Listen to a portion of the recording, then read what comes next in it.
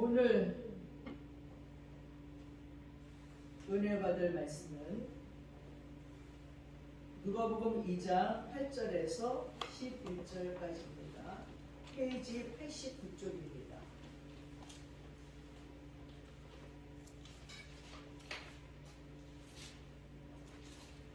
찾으셨는 줄 알고 제가 봉독해 올리겠습니다. 그 지역의 목자들이 밤에 밖에서 자기 양떼를 지키더니 주의 사자가 곁에 서고 주의 영광이 그들을 두루 비치매 크게 무서워하는지라. 천사가 이르되 무서워하지 말라. 보라, 내가 온 백성에게 미칠 큰 기쁨의 좋은 소식을 너희에게 전하노라. 오늘 다윗의 국내에 너희를 위하여 구주가 나셨으니 곧 그리스도 주시니라. 아멘.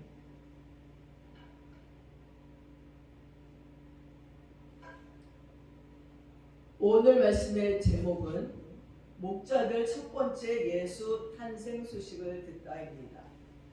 지난 12월 3일 날 카타르의 스타디움에서 열린 2022년 카타르 월드컵 예선에서 한국과 그리고 축구 강국인 포르투갈의 경기가 벌어졌습니다.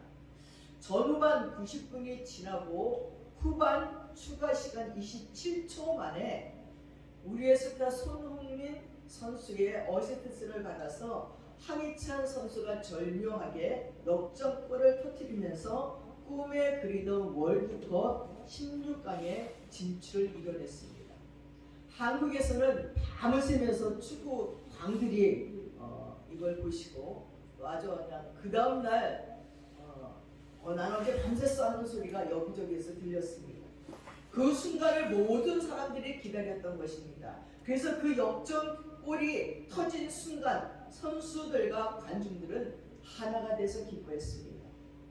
그러나 여러분, 이 기쁨은 한순간 한국 국민들의 모든 슬픔과 염려와 근심에 스트레스를 날려버렸습니다.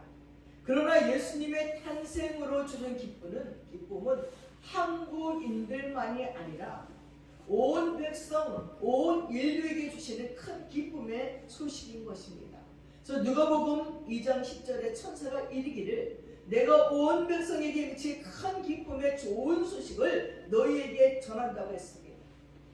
예수님의 탄생으로 온 인류가 구원을 받는 큰 기쁨의 좋은 소식입니다. 오늘은 대강절 세 번째 주일입니다.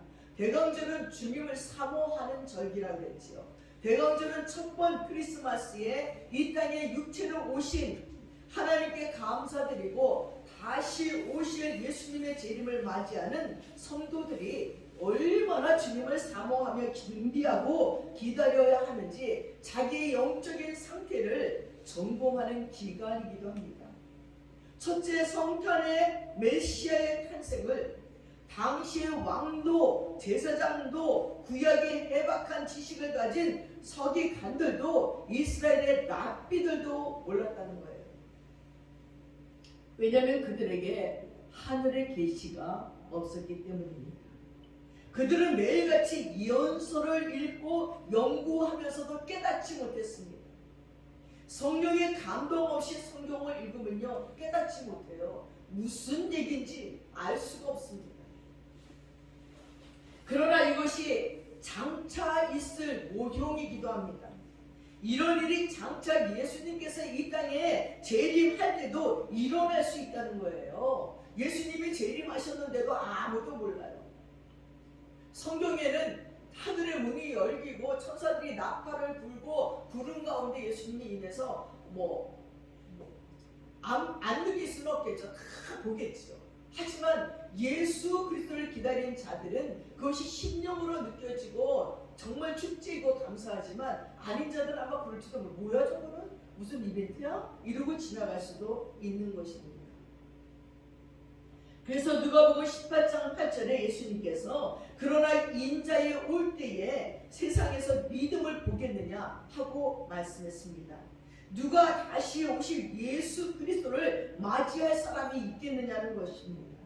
바로 오늘 본문에 나오는 목자들이죠. 힘과 안 나도 성령의 계시를 받아 감동으로 예수님을 만나서 축복하고 선지자가 되었고 목자들은 한밤중에 들판에서 자기 양떼를 지키다가 갑자기 하늘에서 임하는 영광의 계시를 보았기에 그들은 달려가서 아기 예수께 경배드렸습니다. 오늘은 첫 번 크리스마스 때 천군 천사의 메시지를 받은 목자들, 그리고 하늘의 계시를 받은 목자들이 어떤 사람인들인지, 주님은 어떤 자들에게 하늘의 계시를 주시는지 살펴보면서 함께 은혜 받는 시간들이 되시기를 바랍니다. 첫 번째 목자들은 자기 일에 충실한 자들이었습니다.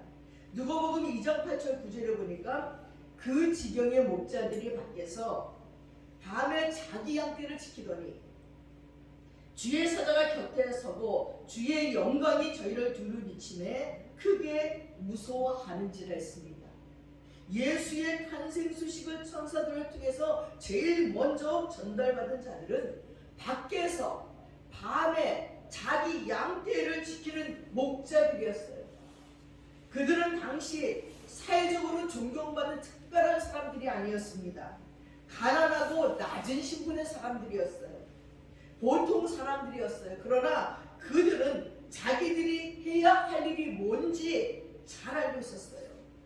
사명을 감당하는데 충실했던 사람들입니다. 그래서 8절에 보면 밖에서 밤에 자기 양떼를 지키더니 하고 얘기했습니다. 전에 이스라엘 갔을 때 목장교회를 가봤습니다. 이 목동들이 천사에게 계시를 들었던 그 장소에 교회를 졌습니다. 그 바로 전에는 길 건너편에 언덕 한참 올라가면 마리아와 엘리사벳이 만났던 또 그 장소에 교회를 졌더라고요. 거기에는 마리아와 엘리사벳의 이렇게 동상도 써 있어요. 만나서 이렇게 인사했던 그것이 그 뜰에 이렇게 있습니다. 거기를 구경하고 언덕 한참 내려와서 반대편 언덕을 한참 올라가니까 거기가 목자교회예요.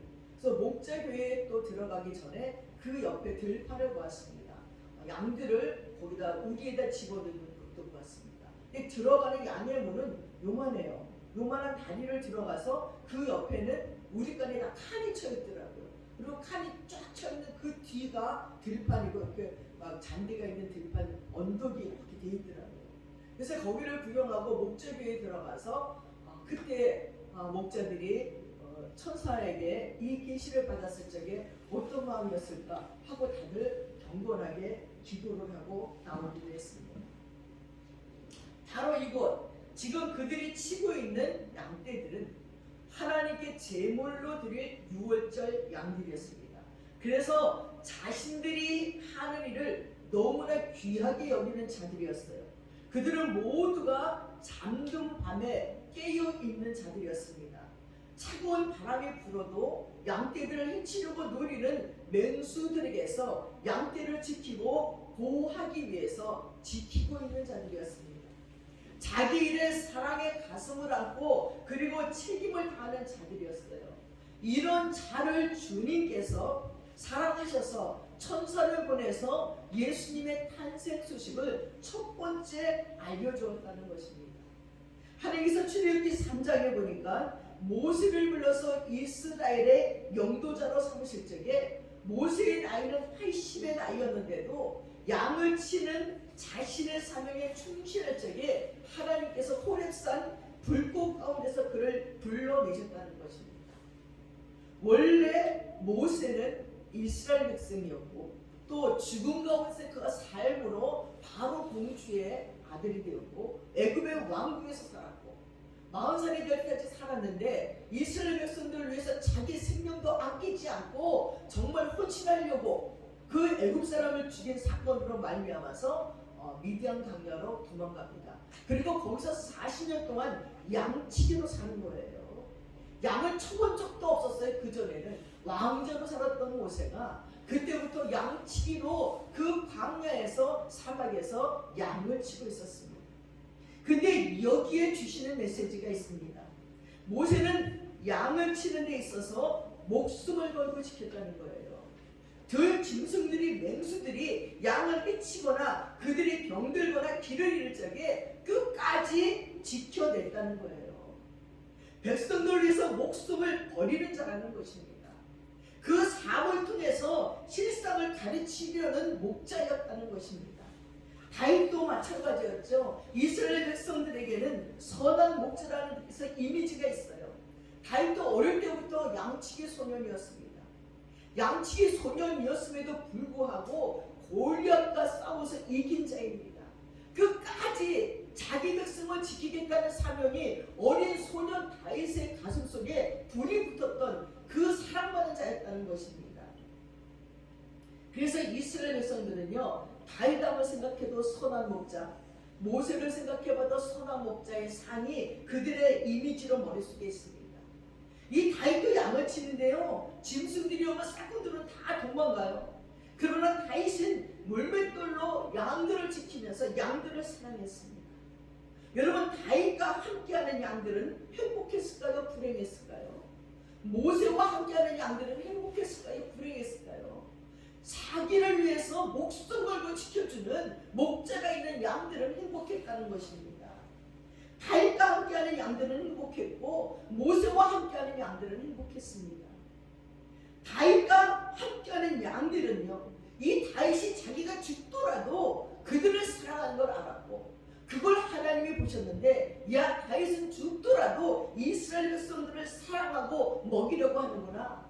모세는 자기가 죽더라도 이스라엘 백성들을 사랑하고 먹이려고 하겠구나 하는 것을 알았기에 그들에게 최고의 지도자의 자리를 주신 것입니다.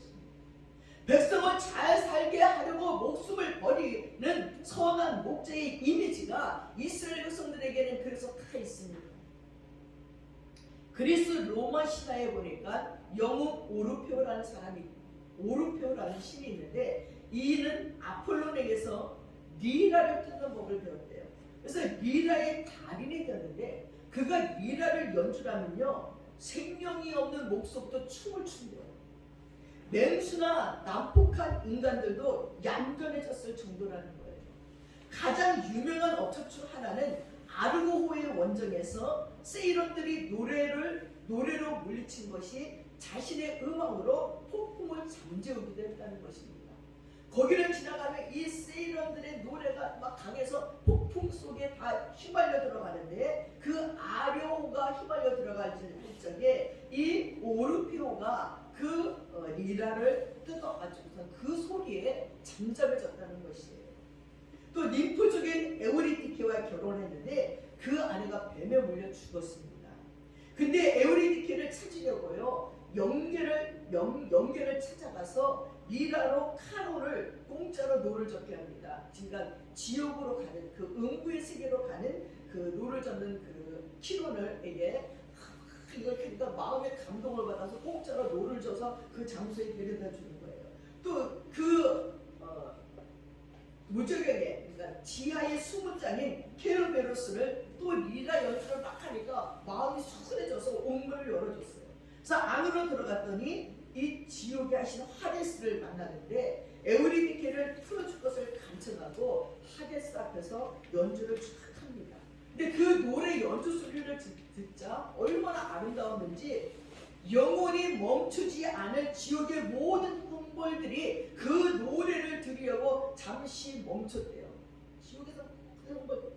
그리고 복수의 여신들의 눈에서 피가 아닌 눈물이 흘렀다는 겁니다. 그래서 하데스와 지옥의 여신 페르세폰에 마저도 감동을 받았어요. 바로 이런 선한 목자의 이미지가 있는 것이죠. 사람의 마음을 감동시키는 것입니다.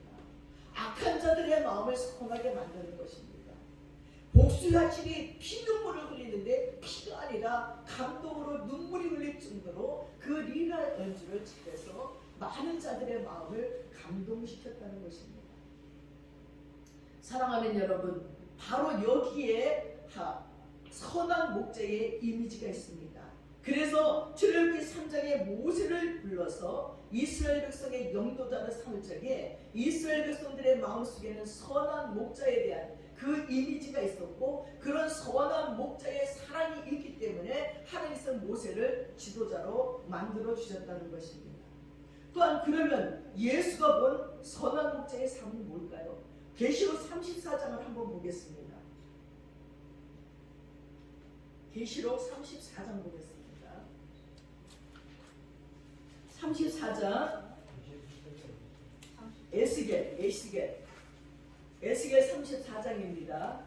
1204쪽 구약. 에스겔 34장 1204쪽 1절서부터 31절까지 우리 한 절씩 한번 교독해 봅시다. 요 말씀이 내게 이루어 이르시되 인자함을 이스라엘 목자들에게 예언하라. 그들 곧 목자들에게 예언하여 이르기를 주 여호와께서 이같이 말씀하시되 자기만 모으는 이스라엘 목자들 바 있으신저 목자들이 양들을 먹이는 것이 마땅하지 아니하냐. 너희가 살찐 양을 잡아 그 기름을 먹으며 그 털을 입되 양떼는 먹이지 아니하는도다. 함께 읽겠어요. 너희가 그 연약한 자를 강하게 아니하며 병든 자를 고치지 아니하며 상한 자를 싸매주지 아니하며 쫓기는 자를 돌아오게 하지 아니하며 잃어버린 자를 찾지 아니하고 다만 포악으로 그것들을 다스렸더라. 목자가 없으므로 그것들이 흩어져서 모든 빌딩층의 밤이 되었도다. 내 양떼가 모든 산과 높은 대풀이의 바다 이르되었고 내 양떼가 온 진에 흩어졌으되 찾고 찾는 자가 없었도다. 그러므로 목자들의 여호와의 말씀을 들을지어다. 주 여호와의 말씀에 내가 나의 삶을 두고 맹세하노라. 내 양떼가 노략거리가 되고 모든 들짐승의 방이 된 것은 목자가 없기 때문이라. 내 목자들이 내 양을 찾지 아니하고 자기만 먹이고 내 양떼를 먹이지 아니하였도다. 그러므로 너희 목자들아 여호와의 말씀을 들을지어다. 주 여호와께서 이같이 말씀하시되 내가 목자들을 배척하여 내 양떼를 그들의 손에서 찾으리니 목자들이 양을 먹이지 못할 뿐 아니라 그들이 다시는 자기도 먹이지 못할지라. 내가 내 양을 그들의 입에서 건져내어서 다시는 그 먹이가 되지 않게 하리라. 주 여호와께서 이같이 말씀하셨느니라. 내가 내 양을 찾고 찾되 목자가 양 가운데 있는 날에 양이 흩어졌으면 그때를 찾는 것 같이 내가 내 양을 찾아서 그리고 캄캄한 날에 그 흩어진 모든 곳에서 그들을 건져낼지라. 내가 그것들을 만민 가운데서 끌어내며 여러 백성 가운데서 모아 그 본토로 데리고 가서 이스라엘 산위에와 시내가에와 그 땅 모든 거주지에서 먹이되 좋은 꿀을 먹이고 그 우리를 이스라엘 높은 산에 두리니 그것들이 그곳에 있는 좋은 우리에 누워 있으며 이스라엘 산에서 살찐 꿀을 먹으리라. 내가 친히 내 양의 목자가 되어 그것들을 누워 있게 할지라. 주 여호와의 말씀이니라. 그 잃어버린 자를 내가 찾으며 쫓기는 자를 내가 돌아오게 하며 상한 자를 내게 싸매주며 병든 자를 내가 강하게 하려니와 살찐 자와 강한 자는 내가 없애고 정의대로 그것들을 먹이리라. 주 여호와께서 이같이 말씀하셨느니라. 나의 양떼 너희여 내가 양과 양 사이에 순양과 순전소 사이에서 심판하노라. 너희가 좋은 꼴을 먹는 것을 작은 일로 여기느냐. 어찌하여 남은 꼴을 발로 밟았느냐. 너희가 맑은 물을 마시는 것을 작은 일로 여기느냐. 어찌하여 남의 물을 발로 더럽혔느냐. 나의 양은 너희 발로 밟은 것을 먹으며 너희 발로 더럽힌 것을 마시는도다 하셨느니라. 그러므로 주 앞에서 그들에게 이같이 말씀하시되 나곧 내가 살찐 양과 화려한 양 사이에서 심판하리라. 너희가 옆구리와 어깨로 밀어뜨리고 모든 병든 자를 흘러가다 무리를 밖으로 흩어지게 하는도다. 그러므로 내가 내 양떼를 구원하여 그들로 다시는 되지 아니하게 하고 양과 양 사이에 심판하리라. 내가 한 목자를 그들에게 세워 먹이게 하리니 그는 내 종 다윗이라. 내가 그들을 먹이고 그들의 목자가 될지라. 나 여호와는 그들의 하나님이 되고 내 종 다윗은 그들 중에 왕이 되리라. 나 여호와의 아닙니다. 여기까지 읽겠습니다. 근데 이 에스겔 34장 전체가 그 양에 대해서 선한 목자에 대해서 말씀하고 있습니다.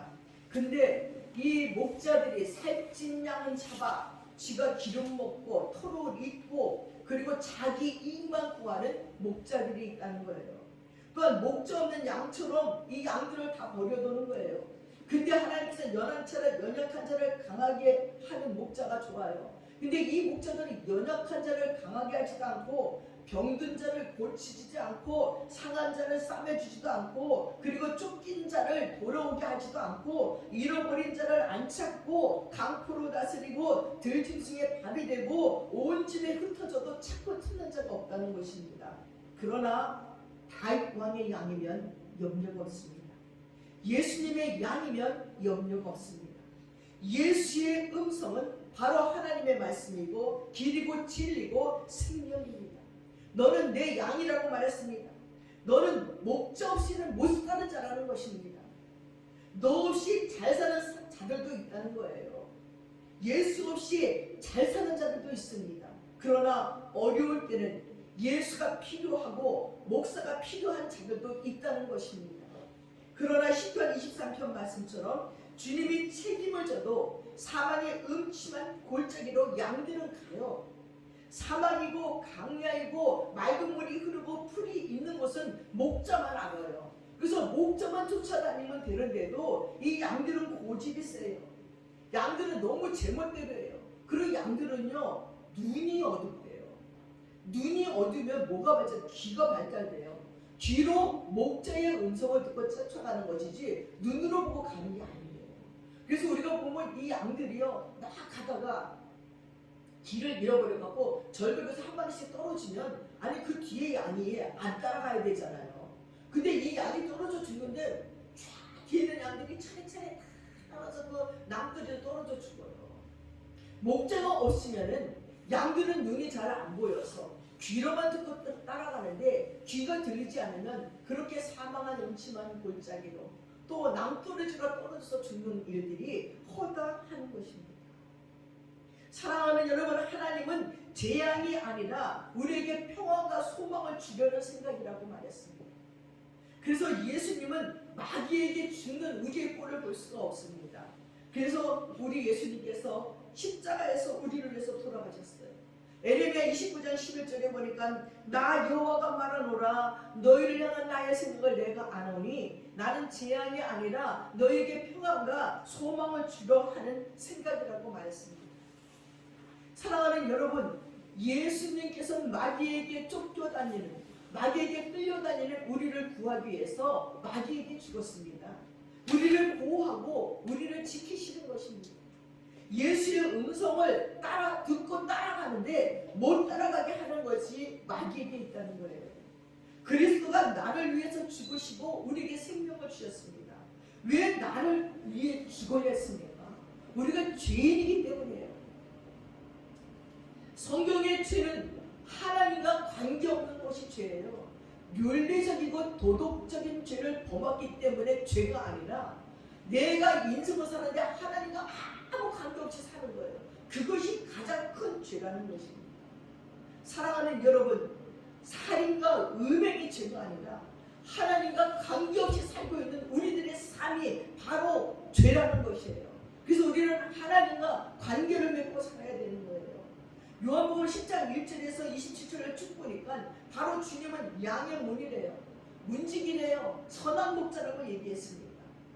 양이 잠자는 집에 있으니 돌아오라는 거예요.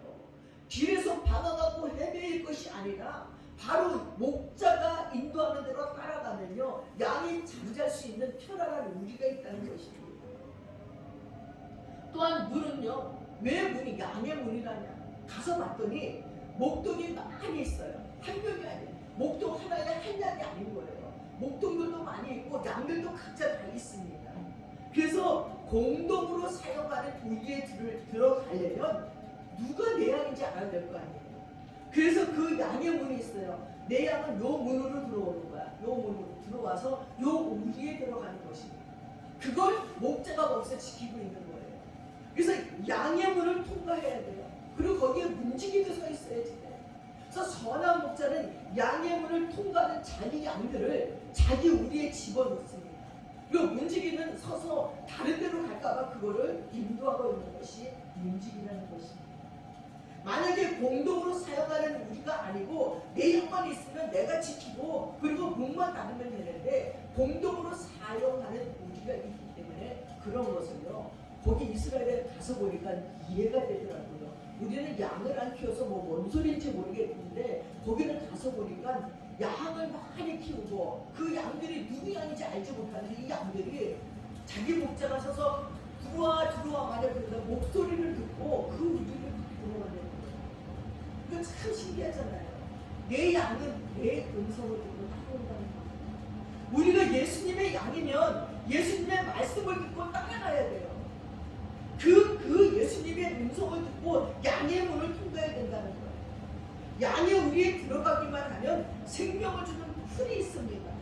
거기에는 고독이 없습니다. 사랑의 음성을 듣고 내가 따르는 자의 음성을 듣고 가는 거예요. 양들이 우둔해서 눈이 안 보이고 귀만 발달해서 목자의 음성만 알지만 그 음성을 듣고 자기가 사랑하는 목자의 음성을 알아듣기 때문에 따라가기만 하면 살 수 있다는 거예요. 근데 양인데 목자는 안 따라가고 거짓 목자를 따라갑니다. 우리는 예수의 말만 믿고 예수님을 따라가야 된다는 것입니다. 오늘 목자들은 그 삶의 자리에서 충성을 다했습니다. 제사장은 제사장의 자리에서 헌신을 해야 되고, 목사 제사장이 되고, 주부 제사장이 되고, 그리고 기업인 제사장이 되고, 스포츠맨 제사장이 되고, 정치가 제사장이 되고, 학생 제사장이 되라는 거예요. 자기가 있는 곳에서, 내가 일하는 곳에서, 내가 멈추는 곳에서 그곳에 제사장이 되라고 말씀하는 것입니다. 사랑하는 여러분, 정말 하나님께서는 제사장으로 헌신하기 위해서 굳이 신학교에 들어와 훈련받고 목회자가 되지 않아도 된다는 거예요. 내가 선 그 자리에서 작은 그리스도로 헌신하라는 것입니다. 주님은 오늘도 주님을 사랑하는 마음으로 주님의 부의 작은 일이라도 십자가의 사랑과 감격으로 알고 내게 맡겨진 사명의 자리에서 책임을 다하는 성도들을 찾고 있습니다. 그런 성도가 주님 앞에 서는 날 살다 착하고 충성된 종아 하고 칭찬하실 것입니다. 또한 네가 작은 일에 충성했으니 큰 것으로 내게 맡기려니 내 주인의 즐거움에 참여하라고 주님께 칭찬을 받을 줄 있습니다. 요즘 미국에서 어떤 청년이, 옛날에 청년인데 지금은 이제 중년이 됐습니다. 미국에서 오래 일하다 한국에 오고 싶어서 한국에 발령내 주세요. 그랬더니 한국어로 발령을 내줘서 이 사람이 일을 많이 하는데 얼마나 충성스럽게 일하는지 몰라요. 그래서 저에게 하는 말이, 목사님 저는요 내 직장을 교회라고 생각해요. 여기가 선교지예요. 나를 통해서 저들이 예수를 만나게 하기 위하여서 자기는 새벽에 4시 반에 일어나 새벽 예배 드리고, 그리고 일부러 전철을 타고 1시간을 출근하면서 큐티를 하고, 그리고 직장에서 기도하고, 그리고 모든 사람을 만나면서 이 사람이 나를 보고 예수 믿게 하려고 얼마나 조심하는지 몰라요. 그또 며칠 전에 연락이 온 거예요. 목사님 다시 또 미국에 가야 되겠어요. 왜? 미국의 사장 회장님이요 오래요. 거기서 어떤 프로젝트가 있는데 이건 꼭 당신이 해야만 됩니다. 그래서 또 월급도 주고 좋은 자리로 다시 또 미국으로 간대요. 그래서 1월 5일인가 간다고 그 전에 식사 한번 해요. 그래서 12월 20일쯤에 자기 부인이랑 같이 식사기를 했는데, 저는 그분을 보면서 느껴지는 게 뭐냐면 작은 일에 충성했더니 하나님이 큰 일을 줘요. 내 직장이 바로 나의 교회야, 내 직장이 바로 선교지야 하면서 그냥 새벽 4시부터 일어나서 교회 가서 새벽 예배 드리고 전철 안에서 큐티하고 또 출근하면 자기는 일이 아니라 여기서 지금 선교지에 있는 거 자기 일하는 거지. 온 충성을 다했더니 새로운 프로젝트를 하는데 당신 아니면 안 됩니다. 다시 또 미국으로. 전에는 이 회사에서 쫓겨날까봐 하루도 기도 안 하면 견딜 수 없어서 날마다 하나님께 기도했는데, 이제는 인정받는 자가 되었고 그거 없으면 안 되는 것 같이 회장이 알아주니 얼마나 기쁘겠습니까? 그러나 이 땅에서는 회장이 알아주지만 아버지의 나라에서는 아이고 잘했다, 착하고 충성된 종아, 네가 작은 일에 충성했으니 내가 너에게 큰 일을 맡기리라. 얼마나 신나는 일입니까?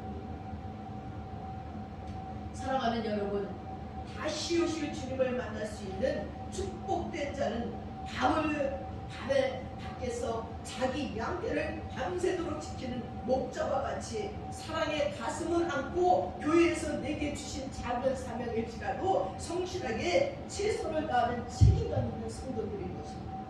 주님의 일에 아무리 작은 것이라도 최선을 다하여 충성함으로 주님 앞에 인정받고 성령의 감동을 받아서 다시 오실 주님을 맞이하는 성도 되시기를 축원합니다.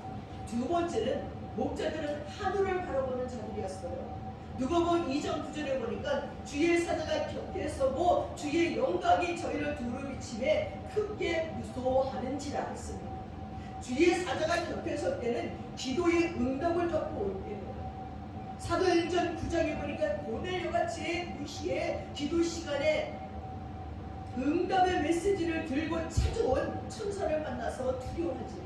천사가 그에게 말합니다. 네 기도와 구제가 하나님 앞에 상달돼서 기억한 바가 되었으니 내가 메시지를 갖고 왔다. 사도행전 12장 2절에는 베드로가 옥에 갇혔어요. 근데 교회는 저를 위해서 하나님께 간절히 빌더라고 말했습니다. 그때 하나님이 천사를 보내서 베드로를 탈옥시켜요. 여러분, 성도들이 함께 기도할 적에 그 기도의 그릇이 차면 반드시 하나님께서 천사를 보내신다는 거예요. 그렇습니다. 하나님은 하늘을 바라보면서 기도하는 성도들에게 천사를 보내서 하늘의 메시지를 주시고 기도에 응답하시고 살 길을 열어주시는 분인 줄을 믿습니다. 목자들은 비록 한적한 들판에서 밤새로 양떼를 지키면서도 헤롯의 학정과 로마의 압제에서 민족을 구원할 메시아를 기다리면서 하늘을 바라보며 기도하는 자들이었습니다. 목자들이 하늘에 소망을 두고 기도하는 자들이 아니었다면 하나님께서 천사들을 보내어 그에게 성탄의 소식을 제일 먼저 전해줬을 리가 없습니다. 하나님의 은혜는 사모하고 기다리는 자에게 먼저 하늘의 계시가 주어지는 것입니다. 마태복음 2장에 나오는 동방의 박사들은요, 바사의 점성가들이었어요. 밤하늘을 바라보는 자들이었습니다. 그들의 눈에 이상한 별이 나타나자 그것이 바로 이스라엘 예언서에 기록된 메시아 탄생이라는 것을 마음으로 듣고 믿어졌어요. 그래서 무려 4년 동안이나 걸어서 베들레헴을 향해서 왔습니다. 전설에 의하면 그들은 예수님께 경배하고 나중에 동마에게 세례를 받았고 그들의 뼈는 골로실이라는 대성전에 묻혔다고 합니다. 이 동방 박사들은 그 왕의 별을 보고 왔지만 생각을 잘못해서 헤롯궁으로 갔어요. 길을 잘못 든 것입니다. 그들이 헤롯궁을 나오는 순간 다시 그 별이 나타났습니다. 마태복음 2장 10절에 저희가 별을 보고 가장 크게 기뻐하더라고 했습니다. 그 별을 따라 베들레헴에 가서 말 위에 누인 예수께 경배하고 항문과 물약과 유황을 선물로 바쳤습니다. 내가 가진 가장 귀중한 것을 주님 앞에 드린 것입니다. 다시 오실 주님 앞에 우리는 항문 같은 믿음을 준비하고 유황 같은 사랑의 기도를 준비하고 몰약 같은 하늘의 소망을 준비해서 맞이하시기를 주님의 이름으로 축원합니다. 많은 사람들이 헛된 세상의 별을 쫓아 헤롯 궁전 같은 곳을 찾아 헤매합니다. 정치의 별, 명예의 별, 종교계의 별이 되려고 합니다. 그러나 거기서 실망하고 돌아설 때 비로소 광명한 새벽별 예수 그리스도를 만나서 동방바사처럼 기뻐하게 되는 것입니다. 어떤 목사님이 얘기해줬던 얘기예요. 오래전에 대구에서 김성하 스님이라는 분이 있는데 이분은 경북대학을 졸업하고 교사를 하다가 머리를 감고 절에 들어가 스님이 됐어요. 근데 절에 들어가 보니까 이 불교계의 스님들도 비리가 얼마나 많은지 그걸 보고 진짜 너무 마음이 아파서 사진을 풀어서 불교대학을 세워서 휴지를 양식해서 깨끗한 그런 스님들을 만들어야지, 불교계를 만들어야지 생각했어요. 근데 그만 사기꾼에 걸려서 돈을 다 잃고 감옥까지 들어가게 된 거예요. 이 승려가 감옥에 들어가니까 자연 불교에 관한 책을 많이 읽게 됐어요. 어느 날 담당 교도관에게 불교 선정을 요구했더니 이 담당관이 성경책을 갖다 주는 거예요. 아니 내가 지금 스님인데 이 성경책을 갖다 주면 어떡합니까? 그러니까 이 담당관이 얘기하기를 아니 뭐 그거나 마찬가지인데 불교 서적이 다 없어서 그렇습니다. 그러니까 심심하니까 그냥 성경책을 읽어보세요. 갖다 주는 거예요. 아니 무슨 중한테 성경을 주는 거야? 그러면서도 심심하니까 성경책을 읽었습니다. 읽다 보니까 너무 재밌죠. 근데 이 성화 스님이 마음이 상했지만 크리스찬들은 왜 성경이 심취했는지 그럼 알아보려고 내가 읽어야 되겠다고 읽기 시작하다가 누가복음 7장에서 놀라운 사실을 봅니다. 예수님이 나인성으로 들어갈 적에 한 과부가 슬피 울면서 사녀들을 따라가는데 그 사녀 안에는 사랑하는 아들이 죽어 있는 거예요. 근데 예수님은 사녀를 멈추고 청년아 너희가 너에게 말하노니 일어나라 하니까 청년이 벌떡 살아서 일어난 그 대목이에요. 근데 이 대목을 읽다가 이게 불교 경전에도 있는데 비슷한 얘기가 있는데 근데 끝이 다르구나. 불교 경전에는 인도의 구시라성의 시달림이라는 숲을 부처와 그의 제자들이 쫙 걷고 있는데 한 젊은 가부가 부처님께 달려와서 부처님 내 아들이 방금 죽었는데 제발 좀 살려주세요. 외아들이에요. 하면서 한 번만 죽은 사람 살려달라고 막 애원을 하니까 이 부처가 그러냐 그럼 너는 지금부터 저 아랫마을에 가서 한 번도 죽은 사람이 없는 집에 가서 쌀을 조금 끓여다가 미음을 끓여서 죽은 아들에게 먹이면 살아날 거다 했습니다. 그랬더니 이 가부가 단숨에 아랫마을에 가서 집집마다 찾아다니면서 여기는 죽은 사람이 없는 집 없습니까? 다 해가 다 가도록 발이 붙도록 뛰어다녔는데도 안 죽은 사람이 한 명도 없어요. 지금도 할아버지가 죽었다, 아버지가 죽었다, 어머니가 죽었다 다 죽은 사람이 있지 안 죽은 사람은 한 집도 없는 거예요. 그 너무 맥없이 들어오니까 이제 물어보는 거예요. 어찌 됐느냐니까 세상에 아무도 죽은 사람이 없는 집이 없어서 빈소리로 왔습니다 하고 말하니까 그때 부처가 사람은 생자필멸이다. 사람은 한 번 태어나면 반드시 죽는다. 2년 따라 태어났다가 2년 따라 죽으니 너무 슬퍼할 것이 없느니라 라고 말했다는 거예요. 이 성화스님은 누가복음 7장에 나인성 가우의 아들을 살려주신 예수님에 대한 글을 읽고 크게 깨달았어요. 부처님은 참으로 지혜로운 분, 위대하신 분이에요. 그러나 그 지혜가 인간 실존의 한계, 죽음의 한계를 넘을 수 없었는데 예수님은 죽음의 문제를 해결하신 분입니다. 하는 것을 깨닫고는 출소한 후에 승리의 옷을 벗어던지고 신학을 공부해서 목사가 되었다는 것입니다. 실제 있었던 일이에요. 그는 감옥 안에서 죄값은 죽음이고 죽음의 문제를 해결하는 것이 길이요 진리요 생명이신 예수 그리스도를 구주로 영접하는 것인 것뿐임을 알고 예수님을 만남으로 그의 인생이 완전히 변화됐습니다. 사랑하는 여러분, 오늘 이 시간 진정한 생명의 별, 광명한 새벽별 예수 그리스도를 소망하는 성도들이 되시기를 바랍니다. 예루살렘의 목자들처럼 안나와 시몬처럼 동방의 박사들처럼 하늘의 위로를 기다리며 다시 오실 예수 그리스도를 사모하고 의롭고 경건한 성도로 살아갈 적에 성령의 감동을 받아서 다시 오실 주님께 경배하는 영광을 얻게 될 줄 믿습니다.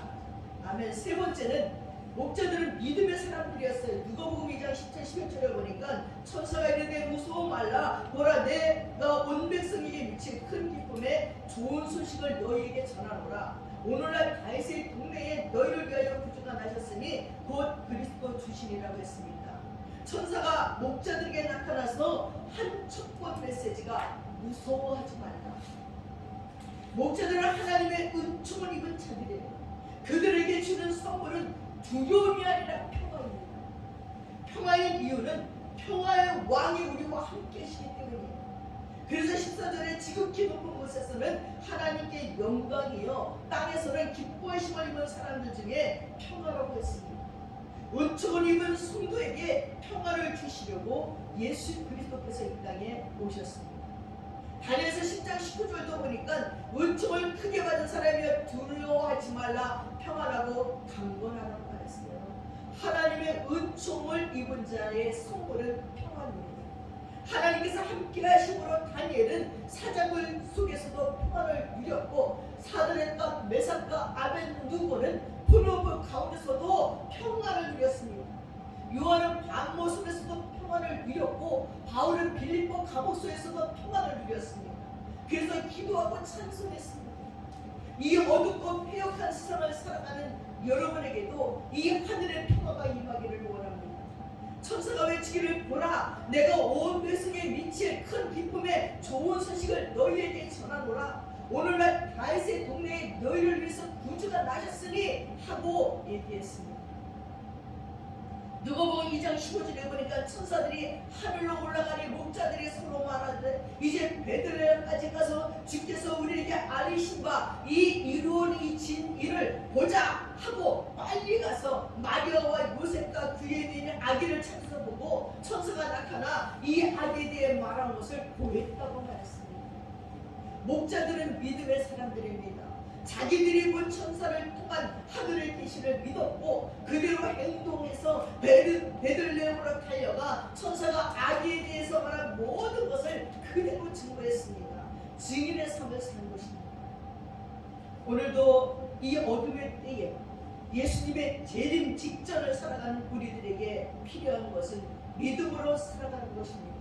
우리의 죄를 대속하기 위해 십자가에 달리신 예수 그리스도, 부활승천하신 예수 그리스도, 마지막 나팔이 울릴 때 영광 중에 공중에 재림하실 예수 그리스도, 그리고 저 그리스도의 대환란 후에 지상에 재림해서 천년 왕국을 이루실 예수 그리스도, 우리를 영원한 천국으로 인도하실 예수 그리스도를 증거하는 믿음의 사람이 되어야 되겠습니다.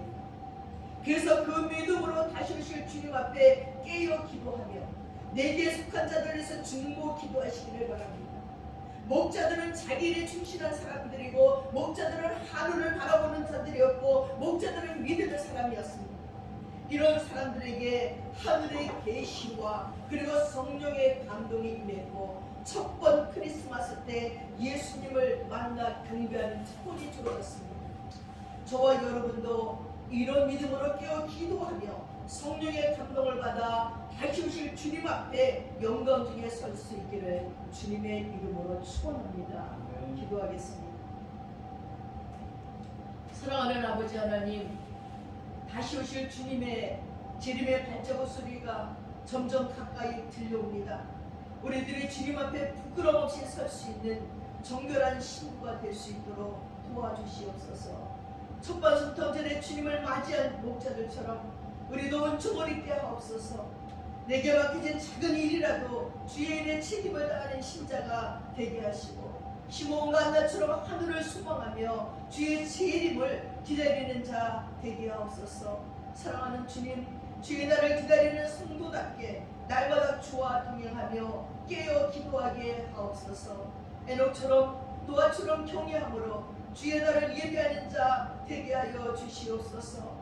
다가올 큰 부흥의 시대에 우리와 우리 자녀들과 우리 교회가 쓰임받은 의의 명기 되게 하시고 진리의 등대가 되게 하여 주시옵소서. 예수님의 이름으로 기도드리옵나이다. 아멘. 다 함께 자리에서 일어나셔서 찬송가 123장 찬양하겠습니다.